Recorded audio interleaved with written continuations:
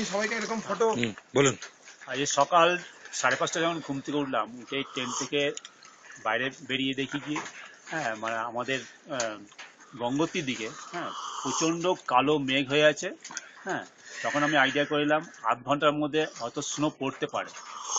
তা আমাদের ট্রেনটার ভেতরে সবাইকে ডাকলাম, ডেকে নিয়ে এদেরকে বললাম তাড়াতাড়ি তোমরা বিছানা ছাড়ো, তাড়াতাড়ি 6টার মধ্যে আমাদের মুভ করতেই হবে, কেননা স্নো পড়তে আরম্ভ করবে 6টা থেকে 6:30টার মধ্যে। অলরেডি তখন 5:50, তখন থেকে স্নো পড়তে আরম্ভ করলো।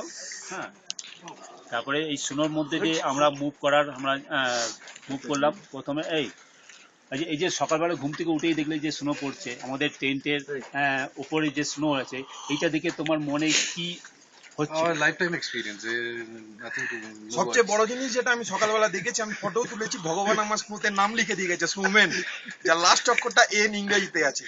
তারপর আমাদের যে আছে কুজদা আছে, তার পুরো ফ্যামিলির নাম, ওয়াইফের নাম পুরোটা লিখে দিয়ে গেছে। আমার নামও লেখা ছিল। আমার মনে হয় মানে আমাদের সবারই মানে আসার পথে আমরা বাবা মার বাঘের পায়ের ছাপ দেখতে পেয়েছি, বলো ওটা আমাদের বাবা মার আশীর্বাদ এবং ভগবানের আশীর্বাদ যে এইরকম একটা পরিস্থিতির মধ্যে আমরা পড়বো, সেটাকে মানে আমরা এনজয় করব। এই এনজয়টা আমাদের সারা লাইফ মনে রাখতে পারবো আমরা। Life time achievement. और हमारे बीच लैंगड़ा त्यागी है, कैमरामैन सीनू के साथ आज तक। कुछ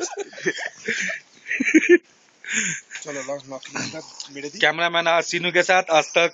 हाँ